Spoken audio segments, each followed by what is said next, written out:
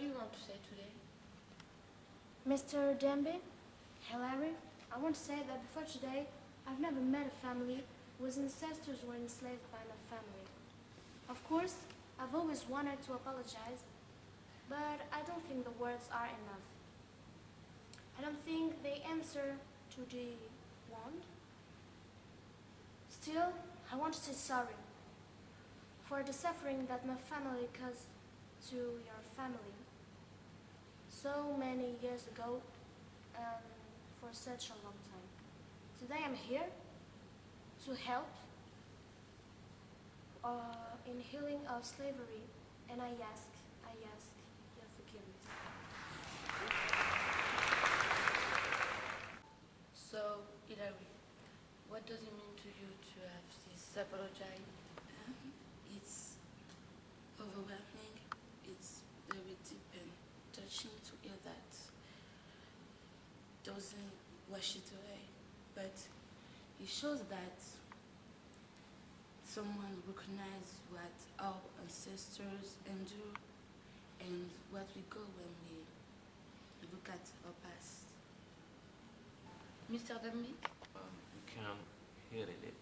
We don't look at it and understand it.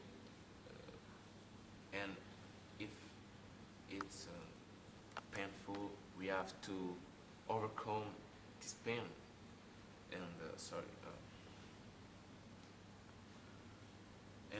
that's why we and Mrs. Hampton are here today.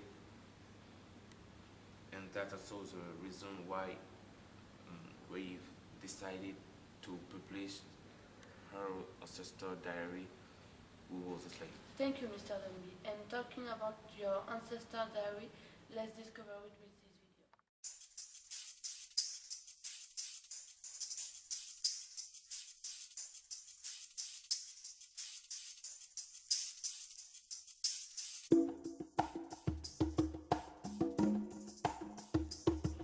Then came the turn of my little Amadou.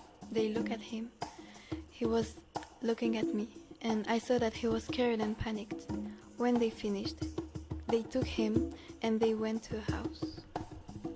He was looking at me. I looked at him and I saw that he was crying, and I said, "Be strong, my little baby. Everything's gonna be alright." I remember during the crossing, the crew wanted us to entertain them, and they forced me to dance. I was feeling so powerless. Everybody was looking at us, even men from my village. This scene was so sad that I couldn't help crying. Some slaves were trying to sleep on the bunk beds. There were inanimate corpses of people who died of diseases or suicide. The conditions were appalling. That was dark. They threw people overboard, obviously because they were sick. We were treated like animals. That was inhumane.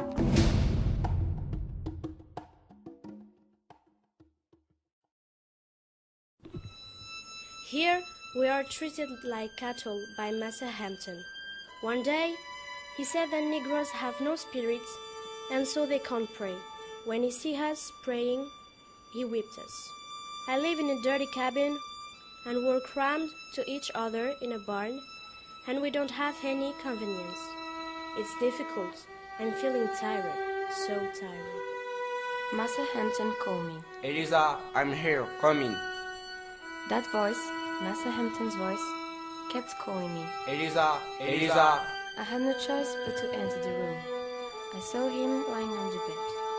He was holding a bottle of whiskey in his left hand. He was staring at me with a sharp glance. I remember that my heart just started to beat very fast. I couldn't move.